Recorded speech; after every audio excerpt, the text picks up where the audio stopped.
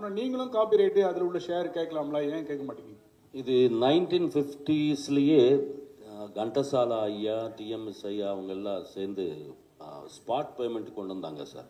அது அந்த ஸ்பாட் பேமெண்ட்ன்றது நீங்கள் கொடுக்குற 10 ரூபாவோ அப்போது பேமெண்ட்டு 15 ரூபாவோ இருக்கும்னு நினைக்கிறேன்.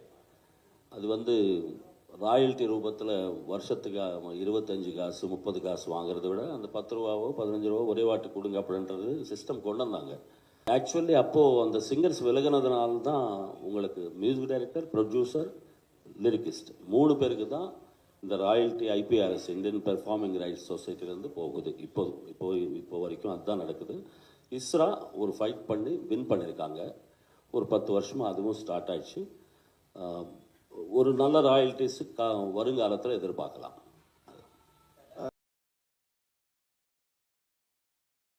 வட்டக்கானல் திரைப்படத்தினுடைய பிரஸ் மீட்டுக்கு வந்திருக்கிறீங்க. உங்ககிட்ட இருந்து ஏதாவது கேள்விகள் இருந்ததுன்னா நீங்க வந்து படக்குழுனர்கிட்ட ஆரோக்கியமான கேள்விகளை வந்து கேட்கலாம். வணக்கம் மனோ சார். சார் வணக்கம். ஒரு டாக்டர்னா டாக்டருக்கு இப்போ பையங்க படிக்கணும் வருவாங்க, ஒரு போலீஸ்காரங்க சொல்லுவாங்க, கலெக்டர்லாம் அவங்க வாரிசுக்கு வரணும்பாங்க. சினிமாவில் மாத்திரம் ஏன் நீங்கள் வந்து வாரிசு வேண்டான்னு எஸ்பிபி சாரும் பயந்துருக்காரு, நீங்களும் பயப்படுறீங்களே, ஏன் சினிமா வந்து அவ்வளவு ரிஸ்கான தொழிலா? புரியல எனக்கு. வாரிசு சினிமாவில் வர்றதுக்கு எஸ்பிபி சாரும் ரொம்ப யோசிங்கன்னு சொன்னாங்க, நீங்களும் வந்து பையனை உடனே இது பண்ணல, ஏன் சினிமாவுக்கு கொண்டு வரதுக்கு ஏன் இவ்வளோ யோசிக்கிறீங்க? சினிமா ரிஸ்கான தொழிலா? அது உண்மையாக சொல்ல முடியும், ஒரு சென்டிமெண்ட்டாக நினைக்கிறேன் நான். கேவி மகாதேவன் சார்லேருந்து நீங்கள் எடுத்தீங்கன்னா எம்எஸ் விஸ்வநாதன் அவர்கள் எல்லாரும் ஃபேமிலியில் எல்லாருமே தயாரிப்பாளராக இருந்தாங்க. பெரிய சக்ஸஸ்ன்றது அவங்க பார்க்கல, அது என்னமோ தெரியல. பட் அது மாறி ஏதாவது நடந்ததுன்னா ரொம்ப சந்தோஷம் என் மூலமாக. சார் இது வந்து ஒரு பாட்டுக்கு 10,000 20,000 அந்த காலத்தில் 2,000 வாங்கிட்டு நம்ம உசுறு கொடுத்து பாடிட்டு சம்பாதிச்ச காசு டக்குன்னு எடுத்து ஒரு 4,000 4 கோடி 5 கோடி எடுத்து என் ஃப்ரெண்ட்ஸுக்கு கூட நான் நிறைய பேர் கேட்பாங்க, ஃபாரினர்ஸு, சார் நீங்கள் ஒரு படத்துக்கு நீங்கள் சப்போர்ட் பண்ணுங்கள், நான் காசு வைக்கிறேன்னு. அது போச்சுன்னா நட்பே போயிடும். அது தேவையில்லாத விஷயம் எனக்கு. நான் என்னுடைய பாட்டு எனக்கு இருக்கிற சக்திக்கு எங்கே போகணுமோ அது வரைக்கும் போகிறது தான் சின்ன வயசுலேருந்து பழகிட்டேன் நான் பெரியவங்களெல்லாம் பார்த்து. இது வந்து பெரிய மார்க்கெட் சார். இது வந்து யாருக்கு என்னென்ன அமைஞ்சிருக்குமோ அது நோக்கி போகிறவங்க போகிறாங்க. என்னுடைய ஸ்ட்ரென்த் என்னன்றது தெரிஞ்சு நான் போயிட்டுருக்கேன். அதுதான்.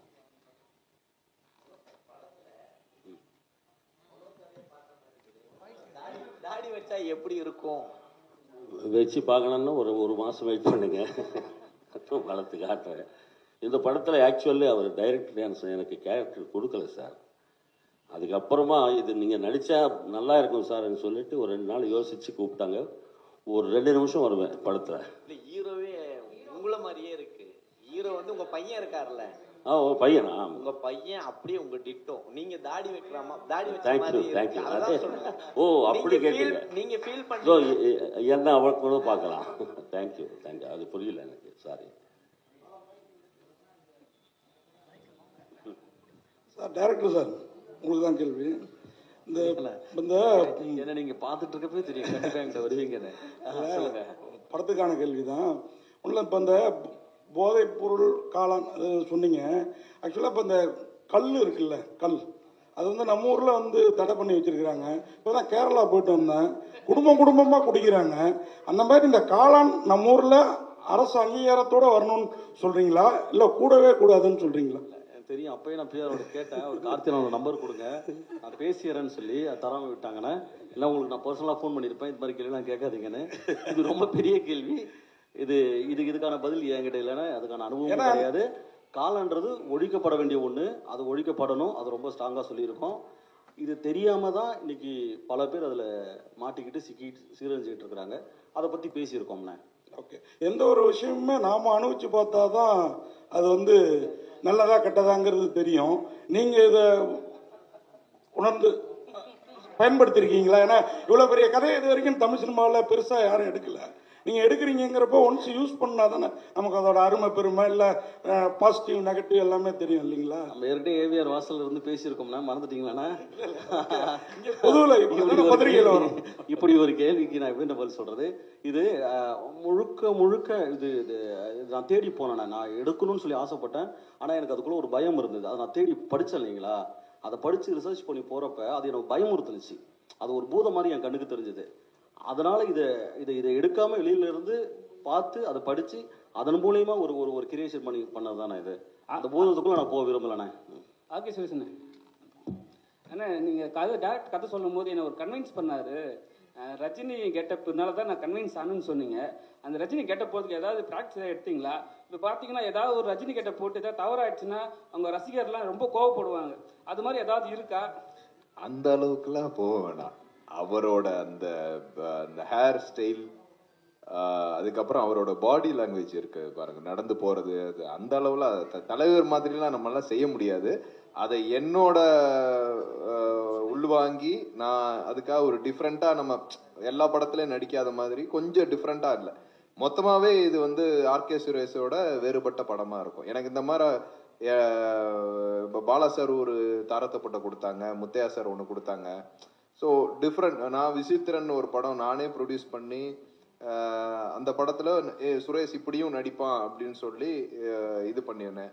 அதுக்கப்புறம் தலைவன் தாள் ரொம்ப செட்டிலாக ஒரு இது. ஸோ அப்போ இது கேரளாவில் கூப்பிட்டு போய் ஒரு டிஃப்ரெண்டான மாடுலேஷன் நடிக்க வச்சாங்க. அந்த ஃபர்ஸ்ட் படமே டிஃப்ரெண்டாக இருந்துச்சு. எனக்கு ஷிகாரி சம்பு ஸ்டேட் அவார்டு அளவுக்கு கொண்டு போன ஒரு படம் அது. ஸோ எனக்கு ஆப்பர்ச்சுனிட்டி கிடச்சிச்சின்னா எல்லா வெரைட்டிஸையும் பண்ணலாம் அப்படின்னு சொல்லி ஒரு எனக்குள்ள ஒரு நம்பிக்கை. அதை கொடுத்த டைரக்டருக்கு நன்றி.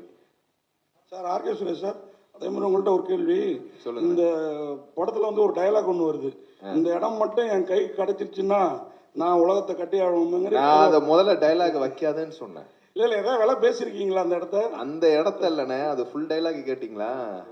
இந்த இடம் மாத்திரம் நான் வாங்கிட்டேன், அதான் கிடைச்சிருச்சுன்னா பாபுல எஸ்காபர் எனக்கு கீழேயா. அவர் 1980லயே அந்த ஆளு 3000 கோடி வச்சிருந்தவன். குழந்தைக்கு வந்து ஒரு அவன் பையனுக்கு குளிர்துங்கிறதுக்காக டாலர்ஸை போட்டு எரிச்சா அந்த அவ்வளவு பெரிய ஆள். அதான் சொன்னேன், அந்த எல்லாம் வைக்காதையா, கழுவி கழுவி ஊத்துவாங்க கமெண்ட்ஸ்லன்னு சொன்னேன். பாத்தியா இங்கே பிடிச்சிட்டாரு. அதெல்லாம் வச்சதுனால தானே நீங்க வந்து 34 இந்த படம் சொன்னீங்க. பாலா முத்தையா இவங்க டைரக்ஷன்லாம் நடிச்சிருக்கீங்க. ஆனா வந்து இவருக்கு டைரக்ஷன்ல ப்ரொடியூஸே பண்ண ரெடியா இருக்குன்னு சொன்னீங்களே, அப்போ அந்த மாதிரி விஷயங்கள் வச்சதுனால தானே? இல்லைண்ணே, அதாவது லோகான்னு ஒரு படம் பார்த்தீங்க ரைட்டா? ஸோ கிட்டத்தட்ட இதே மாதிரி ஒரு கான்செப்டான படம் தான் கிட்டத்தட்ட. ஆனா அது ஒரு 30 கோடியில் எடுக்கப்பட்ட படம். ஸோ அந்த டைரக்டரை நம்பி அந்த ப்ரொடியூசர்ஸ் அவ்வளோ பெரிய பட்ஜெட் போட்டாங்க. இவருக்கு இந்த ஃபர்ஸ்ட் படம் இவரோட கிரியேட்டிவ் கிடைக்கிறதுக்கு ஒரு ஆப்பர்ச்சுனிட்டியா இருந்தாங்க இத்தனை பேர். நெக்ஸ்ட் படம் இவரோட மேக்கிங் அந்த மாதிரி கதைக்கு வந்து அந்த மாதிரி ஒரு துல்கர் சல்மான் மாதிரி ஒரு கிடைக்கும் அப்படிங்கிறது என்னோட நம்பிக்கை. அப்படி ஒரு தயாரிப்பாளர் கிடைச்சாருன்னா இவரும் லோகா மாதிரி ஒரு படம் எடுக்கக்கூடிய ஒரு ஸ்டஃபான ஆளு, சும்மாலாம் சொல்லக்கூடாது, நல்ல டைரக்டர். ஆனால் அந்த டைலாக் நான் எப்படி பார்க்குறேன்னா, சீமான் சார் தான் சொல்லுவார், இந்த நிலம் என் கையில் சிக்குச்சுன்னா, ஏன்னா அப்படிதான் எதிர்பார்த்தேன். ஆனால் வந்து 9 மினிட்ஸ் நடிச்சிக்கிறேன்னு சொன்னாங்க, அது எப்படி இருந்தது? அதில் எக்ஸ்ட்ரானரி, எனக்கு ரொம்ப சந்தோஷமா இருந்துச்சு. எனக்கு என்னன்னா ஜென்ரலாகவே இப்போ மருதுல பார்த்தீங்கன்னா ஒரு லென்த்து ஷாட் பண்ணியிருப்பேன் அடிக்கிறதுல, அந்த அது ஃபுல்லாக சிங்கிள் ஷாட்டில் எடுத்தது, அதுக்கப்புறம் 2-3 க்ளோஸ் மாத்திரம் தனியாக எடுத்துக்கிட்டாங்க. அது மாதிரி எனக்கு ஒரு ஃபீல் இருந்துச்சு இந்த இது நடிக்கும் போது. அதோட 3 மடங்கு தான் இந்த பண்ணும்போது ரொம்ப நல்லா இருந்துச்சு. ஆனால் சார் சமீப காலமாக அந்த காப்பி ரைட் அப்படிங்கிறது வந்து ரொம்ப பெரிய பிரச்சனையாக வருது. ராஜா சார்லேருந்து எல்லாரும் வந்து காப்பி ரைட்டு கொடுக்கணும் அப்படிங்காங்க, கோர்ட்டு கேஸ்லாம் வருது. எங்களுக்கு ஒரு டவுட்டு, ஒரு பாட்டுங்கும் போது இசையமைப்பாளர் மாத்திரம் இல்லை, பாடகருக்கும் அதில் பங்கு இருக்குது. அப்படின்னா நீங்களும் காப்பி ரைட்டு அதில் உள்ள ஷேர் கேட்கலாம்ல, ஏன் கேட்க மாட்டேங்க? இது 1950ஸ்லேயே கண்டசாலா ஐயா, டிஎம்எஸ் ஐயா அவங்க எல்லாம் சேர்ந்து ஸ்பாட் பேமெண்ட் கொண்டு வந்தாங்க சார். அது அந்த ஸ்பாட் பேமெண்ட்ன்றது நீங்கள் கொடுக்குற 10 ரூபாவோ அப்போது பேமெண்ட்டு 15 ரூபாவோ இருக்கும்னு நினைக்கிறேன். அது வந்து ராயல்ட்டி ரூபத்தில் வருஷத்துக்கு 25 காசு 30 காசு வாங்குறத விட அந்த 10 ரூபாவோ 15 ரூபாவோ ஒரே வாட்டி கொடுங்க அப்படின்றது சிஸ்டம் கொண்டு வந்தாங்க. பட் லேட்டஸ்ட்டாக நமக்கு 90ஸ்லேருந்து ISRA Indian singers rights society அப்படின்றது பாம்பேயில் ஆரம்பித்து இப்போ அது வந்து நல்ல ஒரு அனூப் ஜலோட்டா அவர்கள், சோனு நிகம், உதித் நாராயண், எல்லாரும் ஆல் சிங்கர்ஸ், அண்ணன் எஸ்பிபி அவர்கள், யேசுதாஸ் அவர்கள் எல்லாரும் இருந்து அது வந்து ஆக்டிவாக ஒரு 10 வருஷமாக போயிட்டுருக்கு. பட் அது மூலமாக ராயல்ட்டி ஒரு 2 வருஷமாக தான் ஸ்டார்ட் ஆகிருக்கு. பட் ஆக்சுவலி அப்போது அந்த சிங்கர்ஸ் விலகினதுனால தான் உங்களுக்கு மியூசிக் டைரக்டர், ப்ரொடியூசர், லிரிக்கிஸ்ட் 3 பேருக்கு தான் இந்த royalty IPRS, Indian performing rights சொசைட்டிலேருந்து போகுது. இப்போ வரைக்கும் அதுதான் நடக்குது. இஸ்ரா ஒரு ஃபைட் பண்ணி வின் பண்ணியிருக்காங்க. ஒரு 10 வருஷமாக அதுவும் ஸ்டார்ட் ஆயிடுச்சு. ஒரு நல்ல ராயல்ட்டிஸ் வருங்காலத்தில் எதிர்பார்க்கலாம். சுரேஷனா, நீங்க ஹீரோவா பண்ணிட்டு இருக்கீங்க, தொடர்ந்து ஹீரோவா பண்ணிட்டு இருக்கீங்க. இந்த படத்துல வந்து 3 பசங்களுக்கு அப்பாவா நடிச்சிருக்கேன் அப்படின்னு சொன்னீங்க. ஹீரோவா பண்றவங்க ஒரு படத்துல 3 பசங்களுக்கு அப்பாவா நடிச்சாங்கன்னா அடுத்து வரக்கூடிய படங்கள் அதே மாதிரி வரும். நீங்க நடிக்கிறப்ப அதை யோசிச்சீங்களா? இல்ல, இந்த படம் அப்படி இருக்காது. அதை படம் பார்த்தாதான் உங்களுக்கு தெரியும். அது உண்மையிலேயே அந்த பசங்க என் பிள்ளையா அப்படிங்கிற சப்ஜெக்ட்ல பல விஷயம் இருக்கு. ஸோ அதை நீங்க படம் பார்த்தீங்கன்னா, படம் பார்த்ததுக்கு அப்புறம் இதோட பதில் உங்களுக்கே தெரியும். ஆனா நான் விசித்திரன்ல வந்து ஒரு பிள்ளையோட அப்பாவை பண்ணியிருப்பேன். ஒரு நடிகன் வந்து 70 வயசு நடிக்கிறானா இல்ல 20 வயசு நடிக்கிறானா அப்படிங்கிறது கிடையாது. அப்படி ஒரு ஆப்பர்ச்சுனிட்டி கிடைச்சு நம்மளுக்கு ஒரு பர்ஃபார்மன்ஸா கிடைச்சிச்சுன்னா நான் 100% நடிப்பேன். தாத்தாவை கூட நான் கேரளால ஒரு படம், என்னோட ஃபர்ஸ்ட் படம் 70 வயசு கிழவனா நடிச்சிருப்பேன். வயசான ஒரு மாதிரி நான் நடிச்சிருப்பேன். அதே இதுல யங்ஸ்டரும் நடிச்சிருப்பேன். ஸோ ஆப்பர்ச்சுனிட்டிஸ் கொடுத்தா எது வேணாலும் நடிக்க தயார்.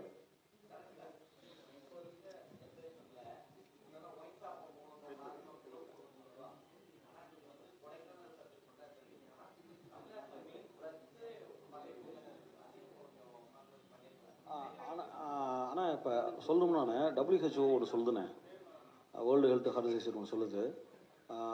13 வயசுலேருந்து ஒரு 17 வயசுக்குள்ளே இருக்கிற பிள்ளைங்களை பெற்றவங்க பெற்றோர்கள் இருக்காங்க இல்லையா, அவங்க வந்து இந்த உலகத்தில் இருக்கிற மொத்த போதைகளையும் தெரிஞ்சு வச்சுக்கோங்கன்னு சொல்லுது. தெரிஞ்சு வச்சுக்கோங்க அப்படின்னா, உங்களுக்கு பெற்றோர்களுக்கு தெரிஞ்சால் மட்டும்தான் அந்த குழந்தை என்ன ஸ்டேஜில் இருக்குன்றதே தெரியும். ஏன்னா அவன் நார்மலாக உங்களை கடந்து போய் படுப்பான், உங்களை கடந்து போய் சாப்பிடுவான், உங்களுக்கு தெரியாமல் டிவி பார்ப்பான். அவன் டிவி பார்க்குறப்பையும், அவன் சாப்பிட்றப்பையும், தூங்குறப்பையும் அவன் என்ன டோனில் அவன் தூங்குறான்றது உங்களுக்கு தெரியாமல் இருக்கும். அப்போ பெற்றவங்களுக்கு அந்த ட்ரக்கை பற்றி தெரிஞ்சால் மட்டும்தான் அவன் என்ன மைண்ட் செட்டில் இருக்கான், அவன் என்ன மூடில் இருக்கான்றதே தெரியும் அப்படின்னு சொல்லுவாங்க இல்லைங்களா. இப்போ அது மாதிரி விஷயங்கள் தானே இது. தெரிஞ்சுக்கணும்னு சொல்ல வரேன். இது மாதிரிலாம் ட்ரக் இருக்குது. அளவு எப்படி கண்டுபிடிக்கிறதுனா பார்த்தீங்கன்னா, இப்போ காப் சிரப் இருக்குது, ஒரு 5 ml குடிக்கலாம். அது 10 ml குடித்தா ஏன்டா 10 ml குடிச்சான்னு கேள்வி கேட்கணும். தட்ஸ் ஆல், அவ்வளோதானே. ஆமாம், கோட்டர் குடிக்கலாம் அப்படின்னா கோட்டர் குடிக்காதுன்னு சொல்லி அனுப்பணுண்ணே. Last question sir. இல்ல அதுல என்னன்னா தெரிஞ்சுக்கிறது அப்படிங்கிறது, அது வந்து பணக்கார விட்ட பிள்ளைங்க தான் ட்ரக்ஸ் அடிக்கும், ஏழை விட்ட பிள்ளை அடிக்காது, மிடில் கிளாஸ் பிள்ளை அடிக்காதுலாம் அப்படிலாம் கிடையவே கிடையாது. இப்பெல்லாம் வந்து ஆக்சஸ் யாரு வேணாலும் கன்சியூம் பண்றாங்க. என்ன அவர் சொல்ல வர்றாரு அப்படின்னா, நம்மளுக்கே தெரியாது. வீட்டில் வருவாங்க, ஏன்னா சில குடிச்சிட்டு வந்தா பெற்றவங்க கண்டுபிடிச்சிடலாம் ஸ்மெல்லு வருது அப்படின்னு. ட்ரக் அடிச்சுட்டு வந்தா உங்களுக்கு கண்டுபிடிக்கவே முடியாது.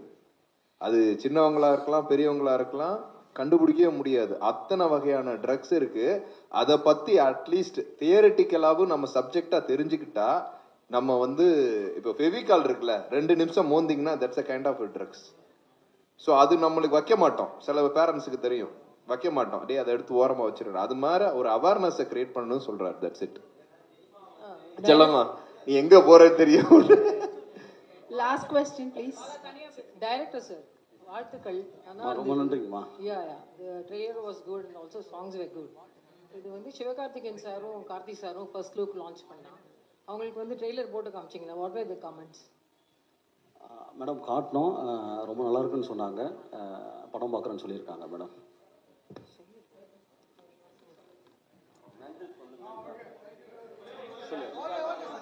இது ஒன்று நன்றி நன்றி.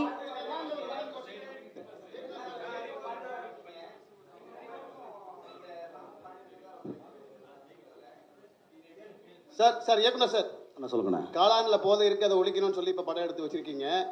நம்ம நாட்டில் பொருளை விட மத போதையும் ஜாதிய போதையும் இப்போ அதிகமாக இருக்குது. அதை ஒழிக்கிறத பற்றி அடுத்த படம் எடுப்பீங்களா சார்? ஆனால் எனக்கு அந்த வயசு கிடையாதுண்ணே. நான் படம் பாருங்கள், படம் பார்த்துட்டு அதுலேருந்து நம்ம கேள்விகள் கேளுங்க, நம்ம பதில் சொல்லலானே. நான் கூடிய சீக்கிரத்தில் உங்களுக்கு படம் காட்டுறேன், பாருங்கள், படத்துலேருந்து கேள்வி கேளுங்கண்ணே. தேங்க்யூ. நன்றி நன்றி நன்றி. கூடிய சீக்கிரத்தில் உங்களை வந்து ஆடியோ லான்ச்சில் சந்திப்பாங்க படக்குழுவினர்.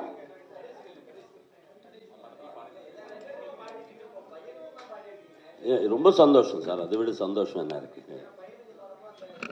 என் பையனுக்கு பாடினதுல ரொம்ப பெருமையா நினைக்கிறேன். நன்றி.